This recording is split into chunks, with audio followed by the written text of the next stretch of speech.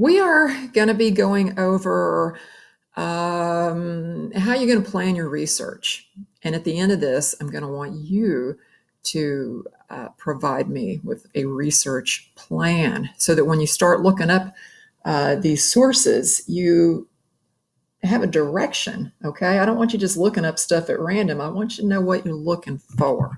All right, so let's start here. Let's look at your research question. This is the one I came up with. You may not use it. All right. For starters, these are some important questions, okay? You do need to determine, why is it even controversial? All right. And is it still something that people are talking about now? Okay, what all are you going to have to actually look up? All right, these are some questions that I came up with based on the first two questions that I showed you. If you're asking a should question, you're going to need to know what are the pros and cons, okay, of doing that, and where has it been done before? What you also want to know, look at the last two things that I've got here. Who or what is qualified to answer any of the questions, and what credible sources would have this information? Okay, so first of all, look at your question. Is it really even an issue?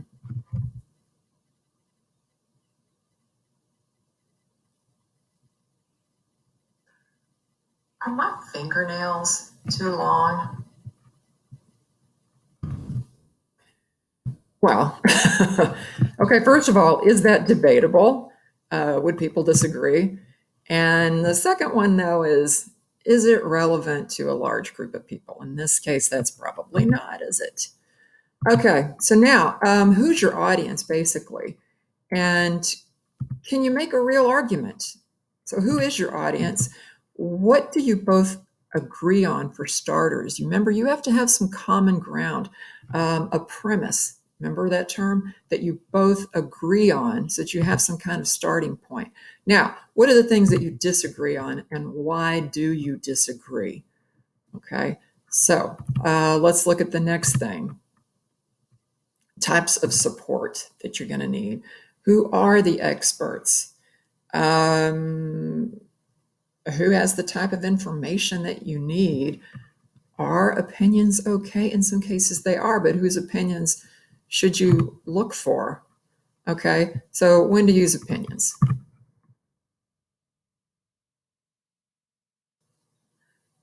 Well, if you want my opinion, it's those commies brought the virus over here. Uh-huh. Okay, well, is this source qualified? Probably not. Is the opinion relevant? Is it a good, strong opinion? Would it add to anything? Okay, now what kind of data should you include in here? And you need to have this for your logos. All right, so here's some hard data. Okay, numbers, dates, places, those are always pretty solid. Okay, percentages. Some other hard data. Well, testimonies count, even your own personal testimony. If you've had a personal experience, nobody can argue with that. Eyewitness accounts, if you saw it, nobody can argue with it. You can talk to people who saw it or were affected by it. Photos work as good evidence. Okay, concrete descriptions, not judgments, specific names of people and places, and surveys. All right, notice some of these things on the hard data thing. Notice that some of them have asterisks next to them. And the asterisks indicate things that you personally can gather.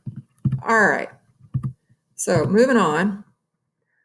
Let's look at your sources. Okay, veracity, that means how truthful, how honest is it? Okay, objectivity, are they biased? Are they two-sided? And is it thorough? And you also want to look at credibility. All right. The other half of this is currency and relevance. All right. Currency has to do with how recent it is. Okay, relevant. We've discussed that already. So let's look at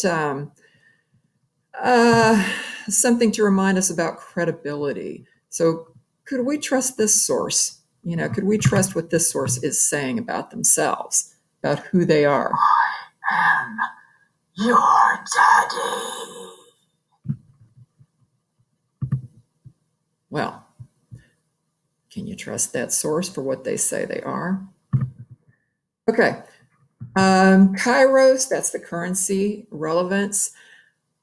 I don't know if you recognize this picture. This was the headline after a presidential election where it looked like Dewey was in the lead. However, he was defeated by Truman. So first of all, that's not a good source, but also that was a very, very long time ago. So no, it probably wouldn't be a good source. All right, let's move on. What can we trust? How do you know what you can trust? Well, first of all, your stuff that's on the college and the high school databases, yes. And I did send you a media bias chart.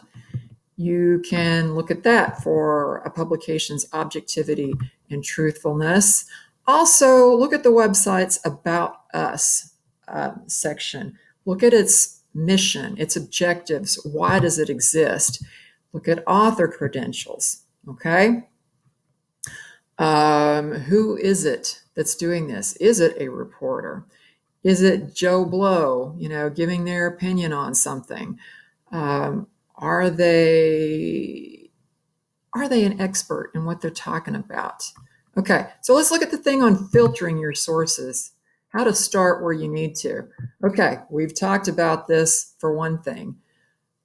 These URLs, if they end in .gov and .edu, what are they? Here's a reminder. Okay, repeat after me. .gov, .edu, those are the two. .gov, .edu, those are the two. Why do I get the feeling that you guys didn't all repeat after me?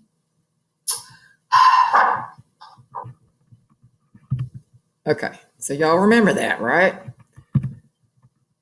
All right, now, as you're doing your research, even if you're not sure if you can use it, keep track of all your data and your sources.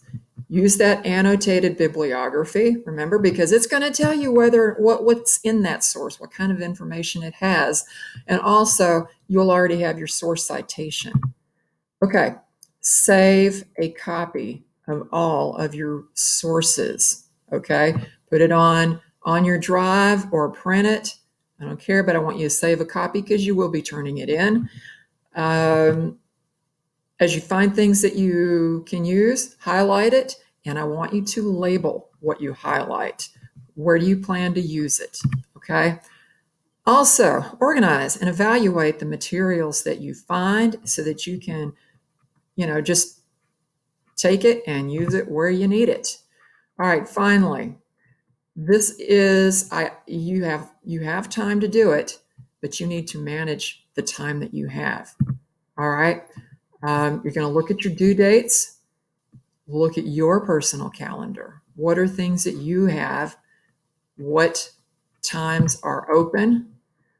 Look at all the research that you need to do. I want you to break up the tasks. I want you to block time into your calendar to do this, and I want you to be faithful about it. All right? Because your paper's going to look really bad if you wait until the last minute to get all this. All right? So that is the end of this presentation.